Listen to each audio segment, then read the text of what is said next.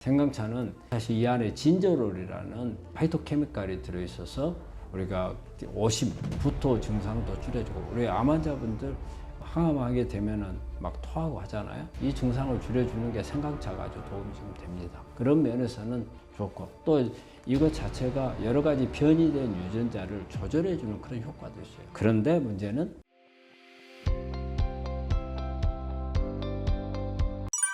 구독자님이 댓글로 남겨주신 질문입니다. 커피 관장 일주 내내 하나요? 왜 커피 관장은요, 일주 내내 날마다 하시면은 그건 좋은 게 아닙니다. 그렇게 하시면 장 점막도 손상을 입을 수가 있고요. 미네랄들이 많이 빠져나가 버립니다. 그래서 미네랄 불균형이 올 수도 있어요. 일주 내내라고 얘기하는 부분보다는 어느 한 시점을 잡아서 한 일주일간 달아서 하고, 계속 하는 것은 하시면 안 되는 거죠. 스케줄표를 짜갖고 하는 거죠. 방금 질문하시는 분이 그런 말씀을 하시는 의미가 아니겠나 싶어요. 근데 일주 내내라 해서 매주마다 이렇게 하는 것은 바람직하지 않습니다. 저희가 한 경우는 15일 정도 하고 중단하는 것을 환자분들한테 전에 많이 권했었거든요. 어떤 분들은 보면은요, 뭐 한 달 내내 아니면 뭐 1년간 계속 하는 분들도 있더라고요. 근데 커피 관장을 모든 것이 과여불급이라고 너무 과하면은 좋지는 않습니다. 시간표를 짜가지고 하세요. 근데 커피 관장이 이런 그 해독 프로그램 하는 곳에서 그런 부분들을 해주잖아요. 근데 그런데 가면은 뭐 관리는 해줄 수가 있죠. 그런 것을 전문으로 하는데 보면 우리가 볼 때는 조금 과하게 하는 부분들이 좀 있는 것 같아요. 그래서 너무 과하게 하지 않고, 또 커피 관장은 관장기가 요즘에는 많이 나와 있어요. 그래서 본인이 간단하게 할 수가 있거든요. 그래서 본인이 직접 하시는 것도 괜찮다고 생각을 합니다. 구독자님이 댓글로 남겨주신 질문입니다. 생선하고 해물, 미역은 먹어도 되나요? 예, 좋습니다. 근데 생선은 너무 크지 않는 생선, 바다에서 오래 산 생선을 피하시는 게 좋고요. 가능한 한 오래 살지 않는 수명이 짧게 산 생선, 그 사이즈로 보면 한 30cm 이하의 생선, 이런 생선을 권하고요.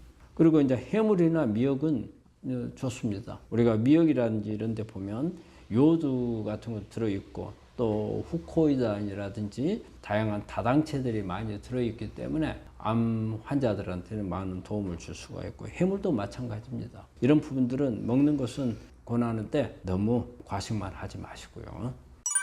구독자님께서 댓글로 남겨주신 질문입니다. 매일 생강차에 꿀, 계피를 타서 마시면 어떨까요? 예, 생강차는 아주 좋아요. 생강차는 사실 이 안에 진저롤이라는 파이토케미칼이 들어있어서 우리가 오심, 구토 증상도 줄여주고, 우리 암 환자분들 항암하게 되면은 막 토하고 하잖아요. 이 증상을 줄여주는 게 생강차가 아주 도움이 좀 됩니다. 그런 면에서는 좋고, 또 이것 자체가 여러 가지 변이된 유전자를 조절해주는 그런 효과도 있어요. 그런데 문제는 여기다가 꿀을 넣는 건 그렇게 바람직하지 않습니다. 꿀은 어쨌든 시간이 지나면 포도당 대사 쪽으로 갑니다. 그래서 암세포를 키우는데 영향을 줄 수 있습니다. 이 꿀은 되게 과당이거든요. 그래서 그거는 바람직하지 않기 때문에 생강차를 너무 달지 않게 해서 드시는 게 좋겠고, 아니면은 생강차를 진하게 하면은 쓴맛 때문에 첨가물을 해야 하잖아요. 이걸 차라리 아주 연하게 찻물처럼 만들어서 드시는 것도, 그러면 이거 꼭 안 넣어도 되잖아요. 그것도 하나의 좋은 방법입니다. 구독자님께서 댓글로 남겨주신 질문입니다. 채소에 오메가6가 많다는 건 처음 들었네요. 암 환자로서 지금 야채식을 하는데 뭘 어찌 먹어야 되는지. 근데 우리 환자분 야채식을 먹어도 됩니다. 우리가 여기서 말하는 오메가6는 특별하게 농축해서 만든 걸 말해요. 해바라기라든지 뭐 면화유라든지 또 뭐 포도씨유라든지 이런 식물성의 이것을 농축했을 때 그 속에 있는 기름 성분만 이렇게 모았을 때 일이 되는 거지, 우리가 일반적으로 먹는 채식을 먹는다 해서 이런 그 오메가6가 문제가 된다, 그런 뜻은 아니거든요. 이게 무서워서 야채식을 못한다, 그건 절대 아니니까 이건 너무 걱정 안 하셔도 됩니다. 구독자분들께 해주고 싶은 말씀이 있으신가요? 네, 오늘도 여러분들하고 많은 암에 관한 이야기를 나눠봤습니다. 여러분들한테 좀 많은 도움이 됐으면 좋겠고요. 이런 부분들 하면서도 조금씩 뭔가가 좀 아쉬운 부분들이 많이 남아요. 제가 되게 이제 일방적인 걸로 해서 내가 여러분들이 필요하다고 생각해서 이런 주제를 정하고 하다 보니까 조금 아쉬운 게 많이 남아서 여러분들하고 이렇게 소통할 수 있는 장을 좀 만들었으면 좋겠다.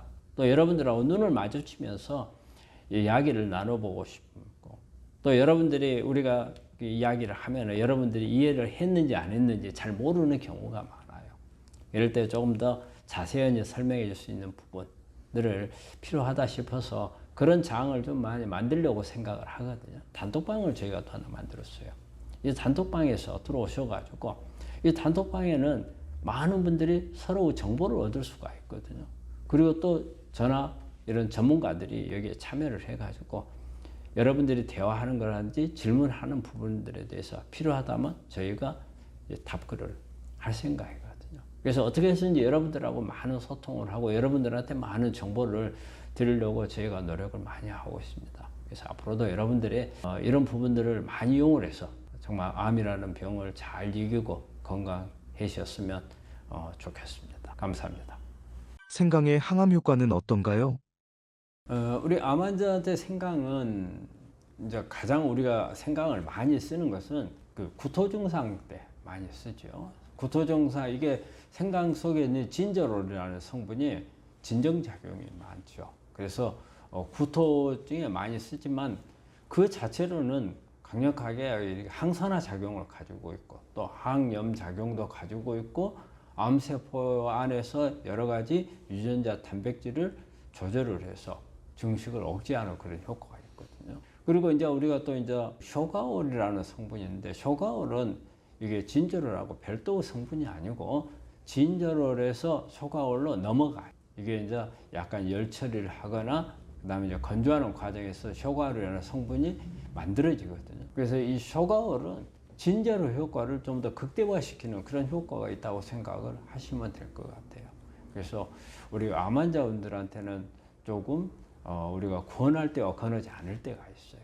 특히 이제 일반적으로 이렇게 항암을 한다든가 그런 상황이 아니었을 때는 생강을 좀 적극적으로 섭취를 하는 게 도움이 되는데, 항암을 할 때는 그렇지 않아도 여러 가지 안에서 장 점막 손상이 있다든가 뭐 구토증이 있다든가 이런 부분들이 있는 상태에서는 이게 들어왔을 때 오히려 역효과를 낼 수도 있으니까 상황에 따라서 암에는 좋아요.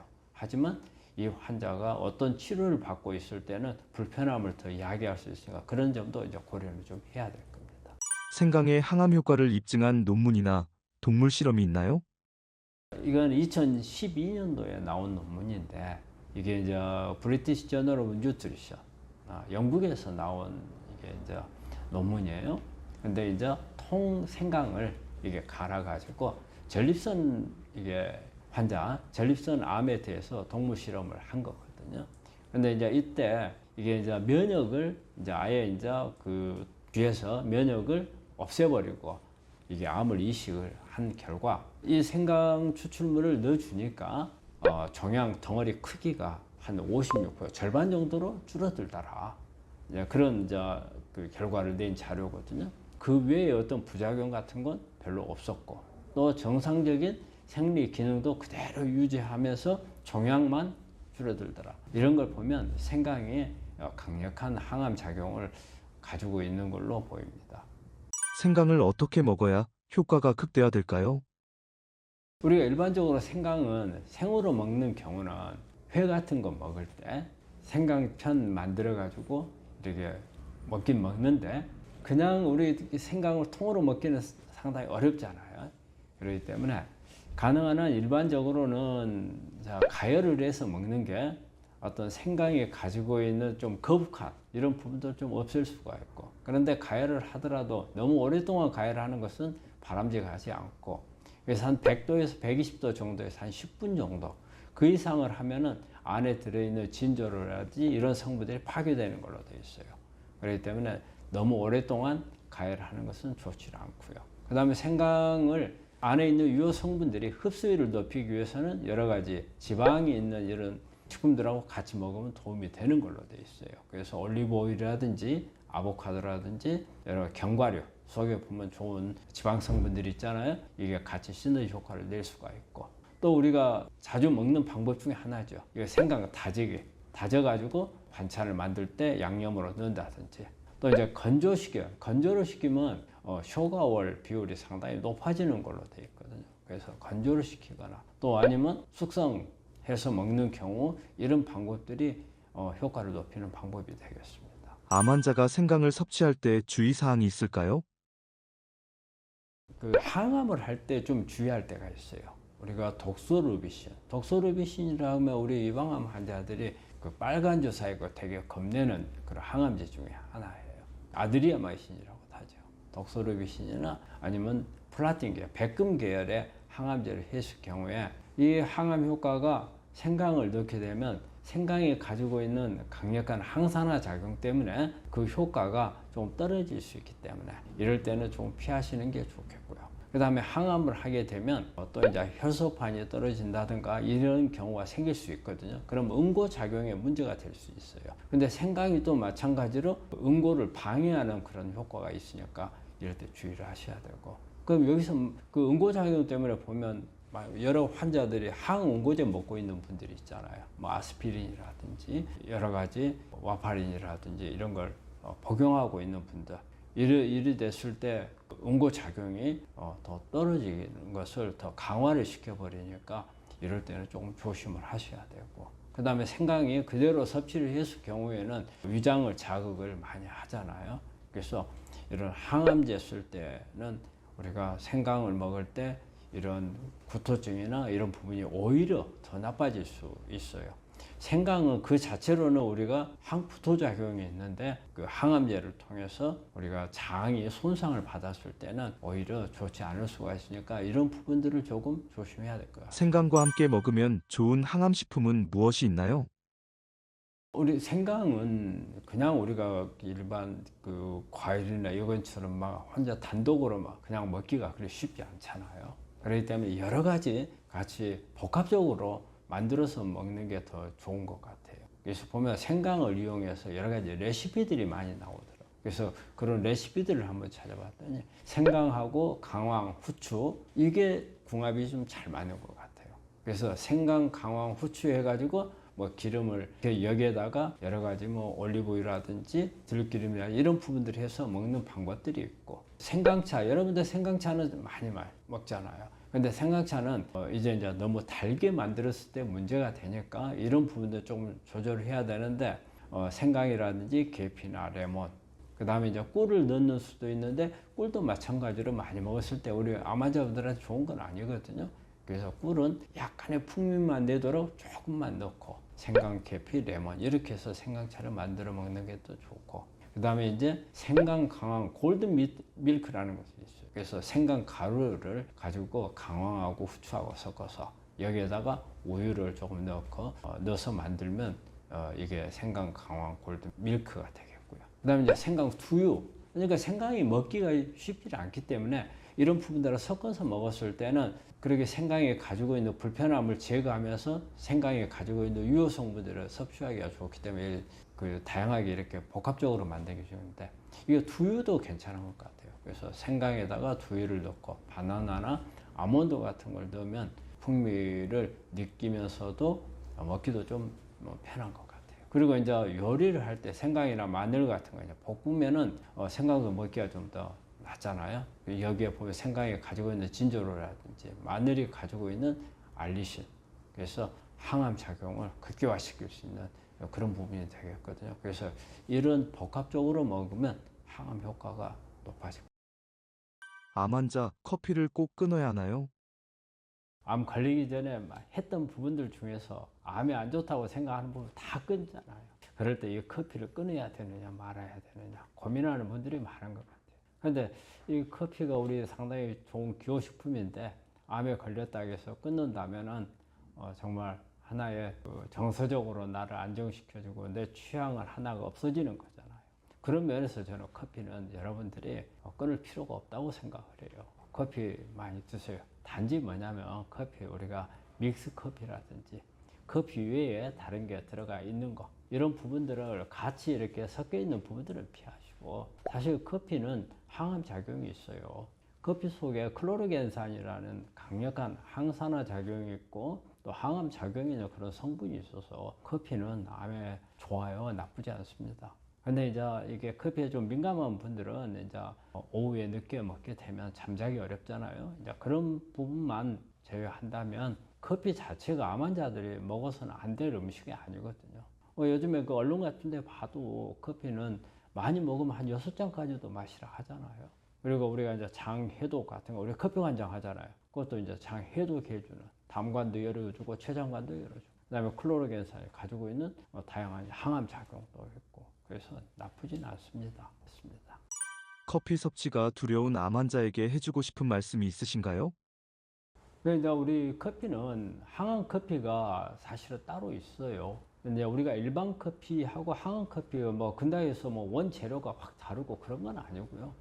로스팅하는 방법에 따라서 좀 달라요. 그래서 중요한 거는 이 커피 속에 클로로겐산이 얼마만큼 많이 나오게끔 만드느냐. 그게 이제 항암 커피예요. 근데 이제 로스팅 하는 거 여기에는 뭐 습도도 맞추고 온도도 맞추고 그런 부분들이 있더라고요. 그 다음에 로스팅 할 때 기준도 있고. 그래서 저는 이제 우리 환자분들한테 아예 병원에다가 항암 커피를 비치해 놓습니다. 해가지고 환자들 병실에 계시다가 생각나면 와서 한 잔씩 퍼가지고 드시도록 하고 항암 커피라고 이름을 붙일 수 있는 것은 다른 게 없어요. 클로로겐산이 얼마만큼 많이 나올 수 있게끔 로스팅을 하느냐 그 차이입니다. 그래서 항암 커피라 해가지고 나와 있는 부분들이 있는데 정말 클로로겐산이 얼마 정도 되는지 그 부분을 알 수가 없죠. 저는 이제 우리 병원에서 하는 것은 직접 이 수치로 데이터를 파악을 해가지고 거기서 증명이 돼 있는 그런 커피를 저희도 공급을 받아가지고 하는데 그런 커피는 여러분들한테는 오히려 좋을 것 같아요. 해조류는 암 환자에게 어떤 효과를 주나요? 우리 암 환자분들이 해조류를 먹는 것은 아주 권장을 해요. 아주 좋아요. 특히 이제 김이라든지 미역, 다시마. 되게 이제 이 안에는 보면 이제 제일 많은 게 다당체라고 하죠. 여기 보면 알긴산이라든지 후코이다. 알긴산은 미역이라든지 다시마 보면은 이 겉에 허옇게 끼어 있는 거. 이게 이제 알긴산이나 후코이다 이런 성분들이거든요. 이런 다당체가 많이 들어있다. 다당체는 면역을 높이는 효과가 상당히 많죠. 요드가 많죠. 요드는 갑상선하고 관련되죠.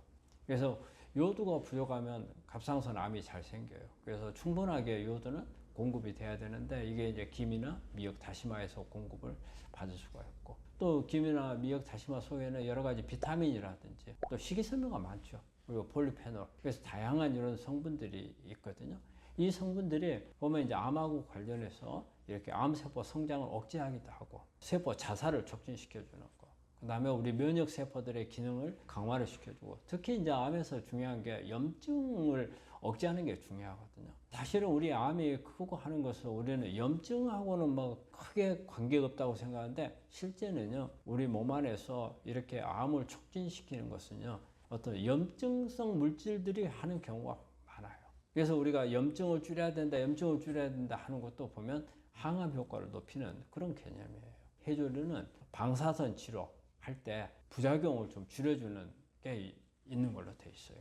그래서 되게 이제 방사선 치료할 때 버섯류나 이렇게 김이나 미역 다시마를 먹으면 어떤 산란파를 좀 막아줄 수도 있고 부작용을 줄일 수 있는 그런 부분들이 있거든요. 이런 해조류에는 이러한 좋은 항암 작용을 가지고 있는 그런 성분들이 많이 있습니다. 해조류의 항암 효과를 입증한 논문이 있나요? 예, 이게 우리 2009년도에 나온, 이거는 우리 국내에서 나온 논문입니다. 우리 국내가 어떻게 보면은 김이라든지 해조류를 많이 먹는 나라잖아요. 여기에 보면 김하고 미역을 이렇게 비교를 했어요. 유방암 세포를 대상으로 해가지고 이게 유방암 위험도가 얼마 정도 이렇게 떨쳐줄 수 있겠는가 이것을 이제 조사한 건데 이게 2009년도 12월 달에 나온 논문입니다. 여기에 보니까 김하고 미역하고 비교를 했는데 의외로 김이 유방암 위험을 상당히 낮춰준다는 그런 보고를 했어요. 근데 반면에 이 논문의 특징이 뭐냐면 미역은 별로 효과가 없었다고 나오는 거였거든요. 제가 생각할 때는 김이나 미역이나 비스듬한 그런 성분들을 가지고 있으리라고 생각을 하는데 이런 논문이 나와서 실제 우리가 우리 환자들이 먹을 때는 아마 미역을 참 선호를 많이 해요. 그런데 우리 김도 상당히 그런 효과가 있다는 것을 이렇게 강조해주는 그런 논문인 것 같고, 특히 요즘에 김은 어때요? 건강식, 항암 음식이 아주 세계적으로 이제 지금 알려졌잖아요. 아마 이 논문이 보면은 그런데 상당히 입증을 해주는 그런 논문이 아닌가 생각을 합니다. 김미역 다시마 항암 효과 어떻게 하면 극대화될까요? 그냥 우리가 일반적으로 잘 먹는 방법이 있죠. 우리가 김은 되게 구워서 많이 먹잖아요. 그리고 미역국, 국을 끓여서 먹고, 그 다음에 이제 다시마. 우리가 다시마 국은 어때요? 우리가 천연 MSG잖아요. 우리가 MSG라는 게요, 모노소디움 글루타메이트인데 이게 다시마 속에 엄청 많이 들어있어요. 근데 우리가 조미료로 나와 있는 것에 MSG 먹으면 안 돼 하잖아요. 사실은 다시마 속에는 MSG가 많이 들어있습니다. 그건 천연이기 때문에 괜찮다고 생각을 하잖아요. 예, 그래서 다시마라든지 이런 것도 제가 끓여가지고 국물을 내서 먹잖아요. 이 방법이 가장 우리 전통적으로 많이 하는 방법이고 좋은 방법이라고 생각을 해요. 그런데 여기서 하나 이제 주의해야 될 부분은 너무 오랫동안 끓이는 것은 좋은 건 아니다. 그래서 한 30분 이내에 끓이는 게 가장 좋은 걸로 돼 있어요. 그리고 다른 해조류도 양파라든지 십자가과 식물들, 마늘, 그다음에 브로콜리 이런 부분들하고 같이 먹으면 상당히 도움이 되는 걸로 돼 있거든요. 그리고 또 하나는요, 너무 많이 먹는 것은 요오드가 너무 많이 들어올 수 있어요. 그래서 소량씩 자주 이렇게 먹는 게 좋아요. 그래서 뭐 일주일에 뭐 한 두세 번 정도 먹는다든가 자주 먹는 게 좋지, 한꺼번에 너무 많은 양은 조금 주의를 좀 해야 됩니다. 암 환자 해조류 섭취할 때 주의사항이 있나요? 바로 이제 그런 부분이죠. 주의사항 보면 너무 한꺼번에 많이 먹었을 때는 요오드가 너무 많이 들어올 수 있다는 거. 이런 부분 때문에 이게 요오드는 들어오면은 이게 요오드가 부족해도 암이 잘 생겨요. 또 요오드가 너무 많아도 암이 잘 생기를 잘 발생하는 걸로 돼 있거든요. 그렇기 때문에 요오드는 적당량이어야 돼요. 그래서 그런 부분 때문에 조금 주의해야 될 거고요. 그 다음에 어쨌든 이런 해조류는 바다에서 우리가 채취를 한 거잖아요. 그래서 나트륨이 많을 수가 있어요. 나트륨 과잉이 될 수 있으니까. 그리고 요즘에 해양이 오염이 많이 돼 있어요.